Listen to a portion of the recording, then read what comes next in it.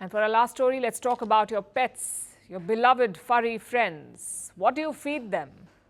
Some of you may say it's whatever you eat. But for many, it's curated, nutritionally enriched pet food. Only the best to suit the needs of their pets. And this number is growing. The global pet food industry is worth $150 billion now, and it's only growing bigger. There are thousands of choices, organic ones, unprocessed ones, grain-free options for pets. So much so that pets may be eating better than us. But how is pet food developed? Is it just about nutrition, or is there more to it? Our next report tells you. Bright-colored packaging, aisles full of options, curated social media posts, and friendly dogs jumping about in ads. Pet kibble may look boring, but the industry is only growing. It's worth $150 billion, and the reason behind it is the need for the best nutrition for our pets. For us humans, pets are more than just animals. We want the best things for our furry friends, and this includes curated food suited to their needs and demands. And this has fueled the rise of an entire industry. There are many players, and there are many options. Organic ones, green ones. If you're a pet owner, you could even be overwhelmed, especially by the sheer number of options. The first dry pet food was invented in 1860. In the early 20th century, it became a commercial product. Canned wet pet food was introduced in 1922. Cat food emerged in the 1930s. During World War II, dry pet food production increased. Canned food was scarce, and dry food was easier to store.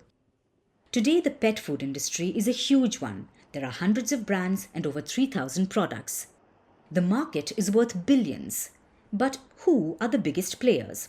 Eames, Caesar, Whiskas, Shiba, Pedigree, Eukanuba. They make up most of the market share. How do they build their products? A lot of science goes into it. There are research institutes working on this. They have their own set of cats and dogs. They live on the facilities, and it's not just one breed. There are different varieties of them. They are usually playing all day, but it's not all play and no work. Every day, these animals are fed 2 meals. Each meal is curated to each individual animal. The bowls have electronic balances.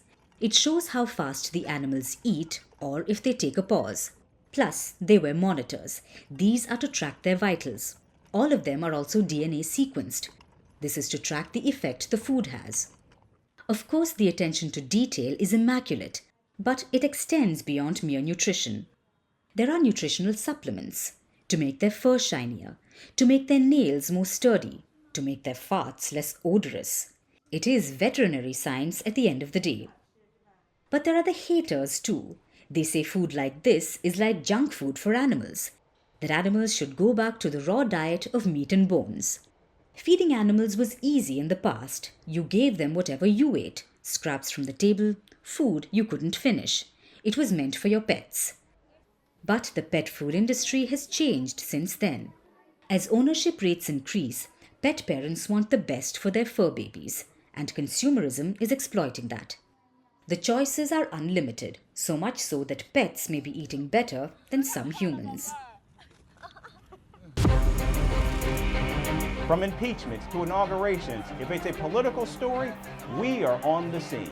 The race for the White House is heating up. We're beating Biden. How dare he say that? If it's breaking news, we're live with the latest coverage. From the White House, the State Department, and Capitol Hill, we know the issues, but above all, we know the players to bring you the latest in-depth analysis on all the key stories that we're covering. I'm Eric Ham. Join me from Washington here on Firstpost America.